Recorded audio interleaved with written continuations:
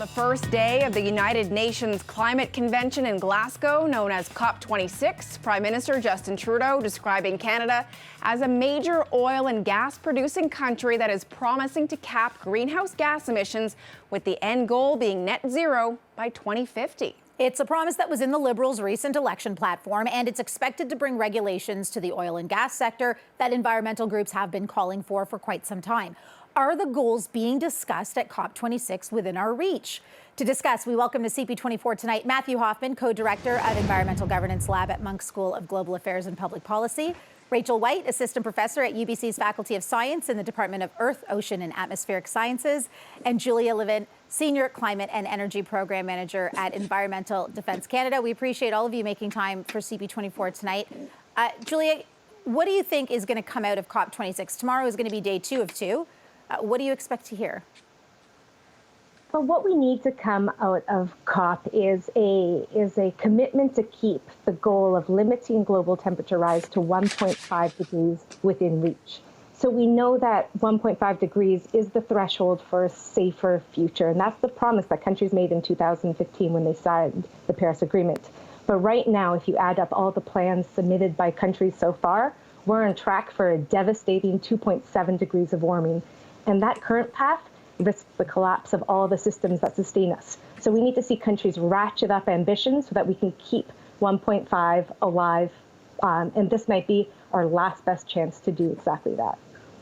Rachel, we've heard scientists and activists saying that the planet is really heating up at this exceptional rate. We hear Julia mention 1.5 degrees. Walk us through why that temperature is so important. Why is that the threshold, 1.5 degrees? That's a great question. And there isn't really, from sort of the scientific perspective, one temperature threshold above which all is lost and below which everything is fine. In terms of global warming, any additional temperature increase is bad news for us and the ecosystems around the planet. At the moment, we're already at around about 1.1 degrees of warming. And so 1.5 is a good target to aim for in terms of it's very ambitious, but it's sort of the minimum we can do at this point, given where we are, given the lack of action over the past decades. And so we really have to hit this target. And so, Matt, how did you think the Prime Minister performed there, presenting Canada as a big oil and gas producer, willing to cap emissions now and tomorrow to reach net zero by 2050? Well, there wasn't a lot of surprises, right, because these were election promises and the election platform. But it was interesting to me that he put Canada forward as a major oil and gas player, right, and really positioning Canada as the first major oil and gas player that is willing to put a hard cap on emissions coming from that sector. And so if Canada follows up with the policies necessary to implement that promise, I think it's a major step. Julia, you said it. This is our last best chance to avoid climate crisis. That's been the catchphrase of COP26. Is that true? Is this our last best chance? And if so, why?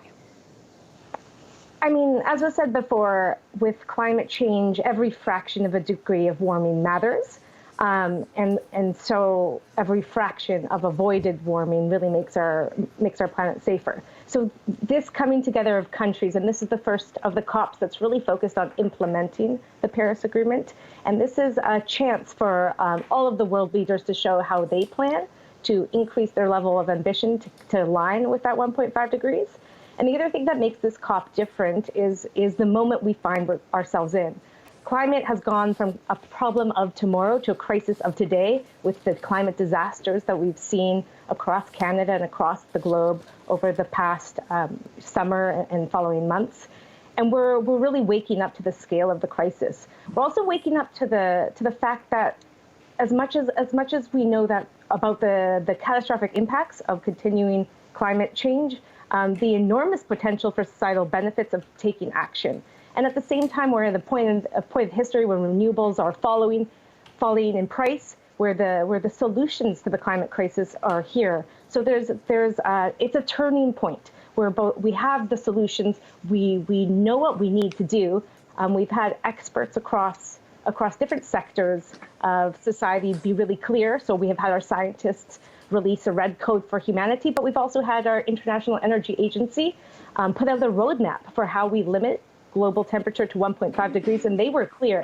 That means no more new oil, gas, or coal projects. We need to stop expanding the fossil fuel sector and start planning for a transition off of fossil fuels. So for lots of different reasons, this is a critical point and really might serve as that turning point that we really need to see if we're going to stick to that temperature threshold. Matthew, I'm curious for your thoughts on how effective this kind of conference is. You've got 120 world leaders, thousands of delegates there. Certainly, nations come from very different perspectives, from different economies to different, wealth standpoints, different demographics. How tough is it to get consensus from some 200 countries on an issue like climate policy? Well, it's enormously difficult. It's a huge cooperation problem, and that's why we're at COP26. And we're still working on this problem. And I think that the expectation for this as a turning point is a really good turn of phrase and is a really good description of this.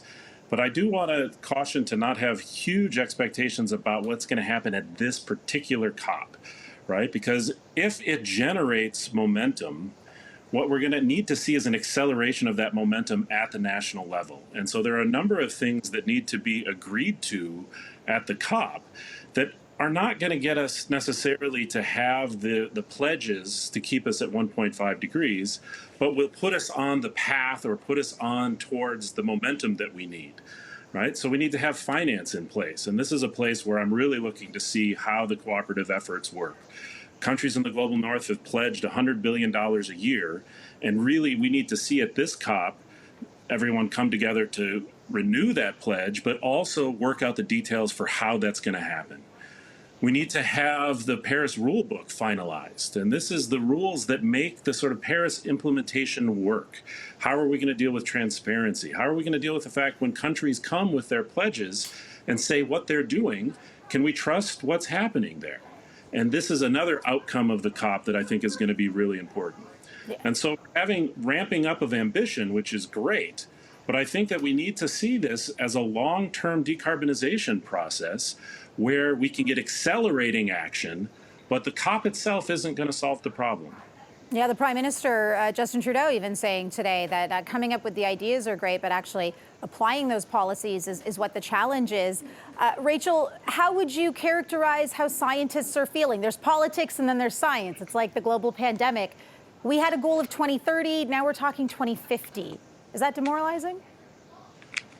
I mean, as a climate scientist, it is frustrating to sort of have been pushing this message for some time and feeling it being ignored. But as was mentioned, sort of extreme weather events have been happening more and more frequently. And I think that's really been focusing people on what climate change actually means, that it isn't just this case of, oh, everything gets a little bit warmer, but actually the climate is changing, and that means weather extremes are changing as well.